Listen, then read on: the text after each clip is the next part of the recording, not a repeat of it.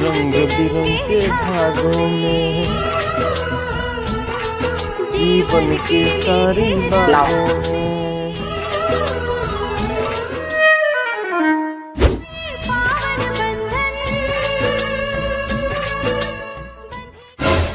बउओ राखी तो बांध दिलियो, अब 10 गो 500 के कड़क कड़क नोट हमारे हाथ में रख। दीदी 10 गो तो ना हो, ये 500 हो ले ले। हाँ हमरा देवे लगी तोरा पास पैसा थोड़िए रहता, अपन दुलरी मेहरारू के झुमका तो कपड़ा तो लत्ता खरीदे लगी पैसा रहता, हमरे देवे में तोरा खल्लर पड़ जा। दीदी ऐसे मत बोल, आजकल तो नहीं हाथ टाइट चलता। ए जथी करे के बाद जल्दी करी ना, भुला गल बारी का एगो हमरो भाई बाजे का राखी बांधे जाए के बाद एगो बहिन में उलझन मारा वही बेर से। बड़ा भाई भाई कले बारू हमू देखतानी कि कोथी भाईबा तोहर उठा के दे देखबू तब ना जब हमरा के जाए देबू, अपने ना 5 घंटा लगेले बारी। हाँ तो हमारे एगो भाई बा तो 5 घंटा लगाएम ना तो कथ ए रवा चले कि कुछ चाहता नहीं चली। हेलो दोस्तों, नमस्कार और प्रणाम। हम अपने का भाई संजय गेदरदिया फिर से एक न्यू वीडियो लेके आए हैं आप लोग का बीच में। आप लोग वीडियो में शुरू से अंत तक बने रहिए क्योंकि आज का वीडियो बहुत ही मजेदार होने वाला है। और हमारे चैनल पर नए हैं तो चैनल को सब्सक्राइब कीजिए, और वीडियो पसंद आए तो वीडियो को लाइक कीजिए और कमेंट कीजिए और अपने दोस्तों में जम के शेयर कीजिए। चलिए हम चलते हैं आज अपने वीडियो की तरफ बढ़ते हैं और दिखलाते हैं आज कर रही हमारे वीडियो में। नेक्स्ट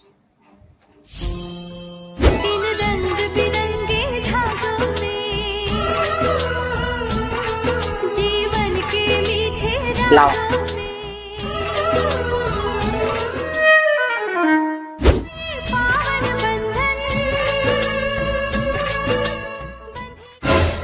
बउओ राखी तो बांध दिलियो, अब 10 गो 500 के कड़क कड़क नोट हमारे हाथ में रख।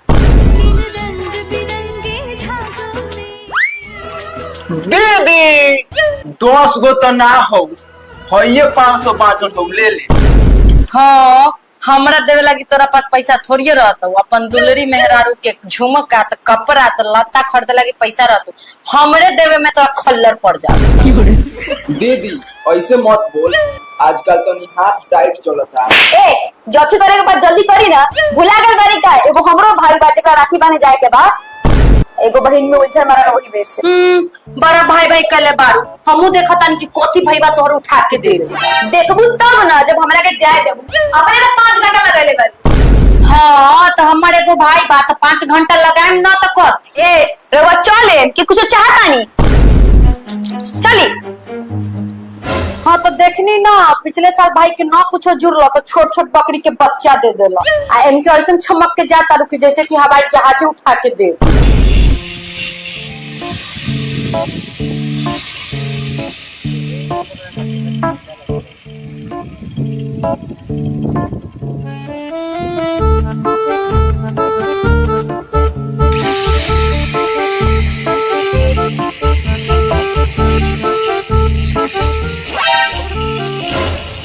जी आज राखी के बहुत बढ़िया दिन बा, रउआ जाई ना दीदी जी के यहाँ राखी बनवा ले। अरे का बताए मुस्कान, हम कबो दीदी के पराया ना समझे, लेकिन वो हमरा के हमेशा सौतेला समझे। बीतल बात के छोड़ दी, आज रउआ जाई, हमरा पूरा विश्वास बा दीदी जी आज रउआ के जरूर राखी बनिए। अरे बाकी मुस्कान ए जी बाकी छोड़ी रउआ जाई चुपचाप। ठीक बा मुस्कान, जाता नहीं। सुनी ना तनी खूब नीमन कपड़ा पहन के जाए। भैया मेरे राखी के बंधन को निभाना।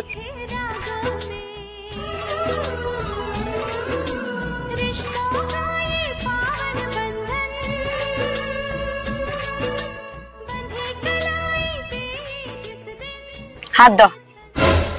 हाथ कैसे दिया रे? तो नीचे रखो ना, सब हमारी बताई।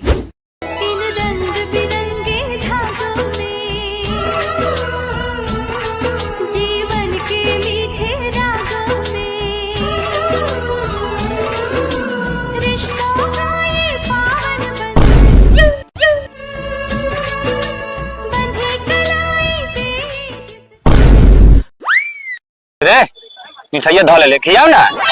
इतना आसानी से कैसे खिया दी? पहले बतावा हमरा के राखी बनाई में कथी देवा? माने राखी बना के कुछ ना दिले। याद कर तो पिछले साल कथी दिले रही? दुगो पठरू उठा के लेके चल गेले, कुछ बोला नहीं बताओ।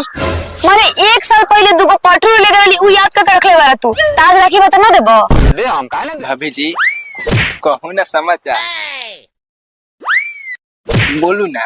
ए हटी ना मेहमान जी, कथी जोतल खेत में हल चलाए के कोशिश करई तानी, रवा से सकान नानू होई। भाभी जी काहे ऐसे कहतानी रहुआ? हम मान लेनी कि रउआ से 2-4 साल उम्र में छोट बानी, बाकी हमहू कितना जोतल खेत के हेंगा देले बानी। भैया हो, यहाँ से हम खाली हाथ जाएम त पटदानी पुत्र का बोली कि एकर भाई भीख मंगाई कुछ देबो न कलैया। आ ई बात हमरा से सहाय। अच्छा तू पहले मिठाइया खियाओ ना, कुछ ना कुछ दे देबो। मेहमान जी अब मार खाए वाला काम करतनी। बॉबी समझा ले मेहमान सरवा के, न तो मार के कोड़ा तुरे में टाइमो ना लगी। कथी करे तनी पे? हां रे बस आप पागल बानी का? कथी करे आ रहली है? आई कथी करे तनी? भाई जी कहे के मतलब ई बा कि हमनी दोनों जना के आवे में ढेर खर्चा हो गल बा। भाई भैंसिया खोल के दे दी, हमनी दोनों प्राणी हाकत लेके चल जाम सब। हां भैया ई ठीक कह तरन, भैंसिया दे दी हमनी के। भैंसिया काहे दे दी? कहां तो घर रोज वाला तारा नाम पर लिख दी।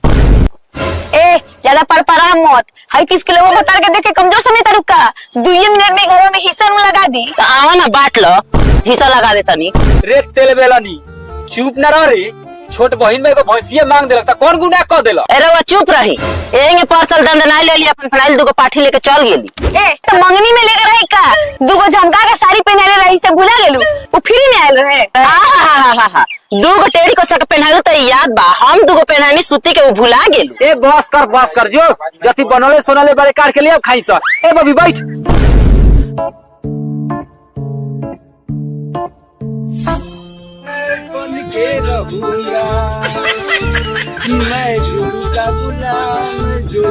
दीदी के ने जपई मुंबई 10 को रुपया अपनी पे तारी मजा आ जाता जाए दो।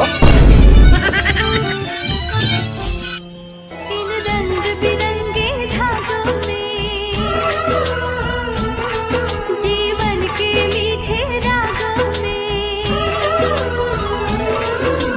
रिश्तों का ये पावन बंधन।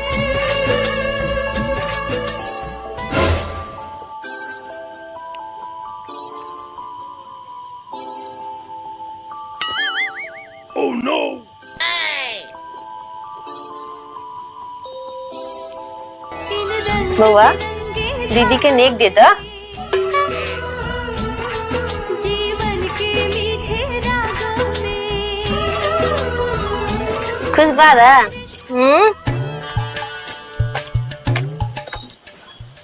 ठीक बा तू बैठा, हम आवतनी।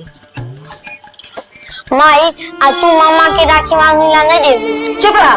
तोरा से कितना बार बोलनी है कि तोर कोई मामा नहीं के आ सौतेला केकरो भाई ना होकेला। आज के दिन भी लोग आपन सौतेला में भेदभाव करता। देख भाई आज गांजा मार ले बारी ए कारण कि हमरा पास तो बहिन न हो। आज कोई राखी ना बांध लो, देख हमार हाथ सुना हो। आज कोई सरहु ये रोड में है जाए ते माहे जाए ना दे, ओकरा बहिन से राखी ना बनवावे दे। अब सरवा के कोनो के राखी कोनो ना बहन के यहाँ जाई ना राखी बंधा दे जाई। अरे अरे कहाँ जाए बारे रे? कहाँ जाई बारे रे? आहो भैया लोग तो न्यू दीदी से राखी बनवावे जाई तरह का। इस साला बहिन के नाम ले छुगो राखी के पास। राखी के? अरे साला साला के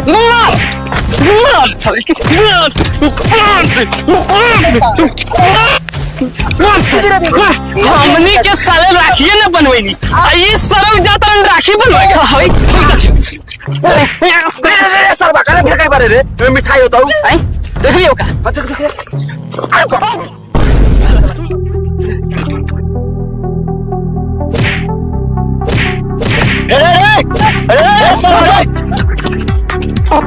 उठा भाई सब उठा। कुटुम रहुआ हाँ ये सब के रलक ह? ई सब हमर सार रहला ना, गांव में होते होते जीजा जी के स्वागत कैले बा। बड़ा अच्छा से लेकिन स्वागत करलक रहुआ के। चलू जाओ रहुआ जाओ, हम अपना दीदी से राखी बनवा के हम आवइले। जाओ रे वो जाओ। देख लेम ठीक से इन्होंने नन खुचाला बहन चोसो तो मोटरियो लोग के भाग गला गोरवा तोड़ दे और हम जीजा जी के न लेके कोते जाए। जाओ ना जीजा लिखन लार लेके जाए दे ठीक है नहीं छे।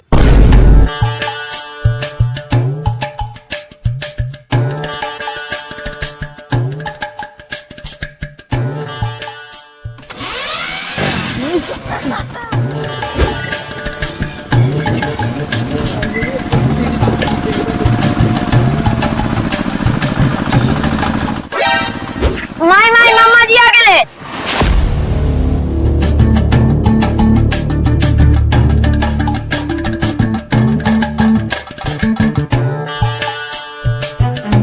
बस तोहरा के कितना बार समझाने की तोहरा को मामा माने के उतर नीचे। मिठाई ले जाओ अपन मिठाई।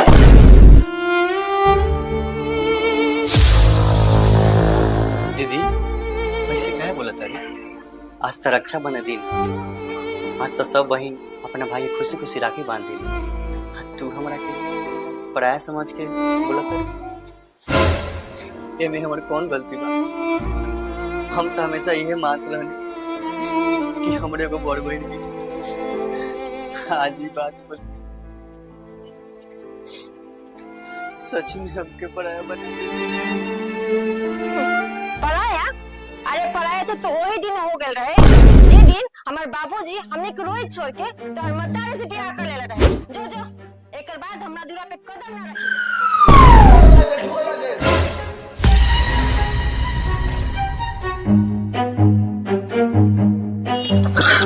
बबुआ ए जो हमारे लेके के मानुस करेंगे।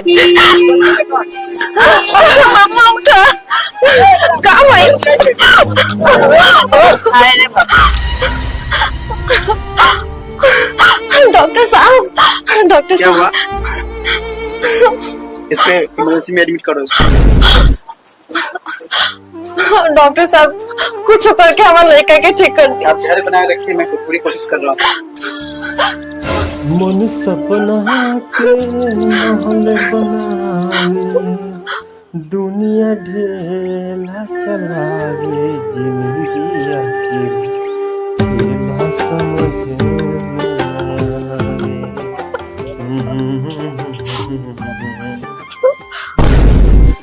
हो जब जब दिन बिगड़े डॉक्टर साहब हमार मुन्ना कैसन बा? मैं पूरी कोशिश कर रहा हूँ। के खेला समझ नया जिंदगी के दीदी अब मुन्ना कैसन बा? तो फिर आ गई है तेरा बोलने लेके हमारे नजर के सामने आई है लेके क्या खाई के दम ले बेटा तू। दीदी ऐसे मत बोल। हम बोली ना तू ऐसे चल जाओ तनको लाज होई ना तो दोबारा हमारे सामने आइयो ना जो। आप इन्हें क्यों डांट रही है? इन्हें इसी की वजह से तो आपका बच्चा का जान बचा है। का? सरकार बचा ले हमरा सरकार के शौख सिंगार सब देख ले तू अपना भौजाई के चार एगो झाड़ फूर के भैंसी तो देबे ना कोइलो आ यही पे कहलू चली ना नहीं एकरा बाद कह देलू तो भोसड़ मार के गोड़ तोड़ दे। हाय देखा खचड़ो के पीछे पीछे झाल बजाले लाके। अच्छा घर से खाली भेज देनी है हमरा से चुपे बाहर कुछ किन के दे देम तो। ए एगो चुप रही हमार का गलती बा में हम हो जाए खचड़ी बा ज्यादा खिसियाई मत अगला साल से ना आवल जाए। चला ना भैया जल्दी जल्दी एगो तो भैंसी ना देला ऊपर से गाड़ी छोड़वा का। ए चल ना ऑटो धरा दे चल। आए दीदी जिया जी आज साथ में जिया जी के बहनी हो। दीदी प्रणाम और रघु के प्रणाम। का कर दली रहुआ का हो सरहु पवन हुलिया बना के आयल बारा। जीजा जी तो गांव बड़ा खराब बा तेरा मोटरी लेके आवत रहनी का हम मार के मोटरी छीन के ले गेला का। कौन नी पुत्रा के बेटा मारला खरी? अरे दीदी तेरा गांव के ना आदमी सब बहुत सारा गुंडा बा हम मार के मोटरी सब छीन के ले गेला का गोड़ हाथ तोड़ देले बा। काओ डार्लिंग तू यही ना मारो। देख रही दोगलावा के रसी जल गए लेकिन बॉल लगे साला इतना कुछ के आयल बा तइयो लफुआ नहीं के छूटल लफुआ कहीं के ए कुछ आके आल बड़ी तो का बा, लेकिन तोरा के देखते पूरा देख के दर्द भाग गेलक। सरो मुंहवा संभार के यही लोग बानी, न तो बाकी के जवन कसर बानू कहीं हम ना पूरा दी। हाँ हाँ सारा कसर रही पूरा ला लगन साला कहाँ से ऐसा दोगला कुटुम हमरे नसीब में लिखा गेल बा। चल बाबू चल घरे राखी बांध दी। चल बोला के ले चल अपने भाई के। चल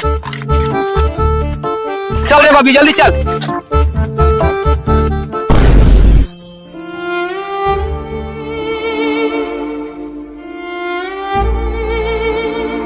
मन तो समर भाई भाई हमरा के माफ कर दो भाई। अरे दीदी बहुत बड़ा गलती हो गई भाई हमरा से। अरे दीदी ऐसे मत बोला तू। आज हम जानने कि भाई बहन के रिश्ता बहुत पवित्र होकेला और भाई बहन सौतेला अपन कुछ ना होकेला, बस भाई भाई होकेला। सूरज कब दूर गगन से, चंदा कब की दूर किरण से, बंधन तो प्यार का बंधन है,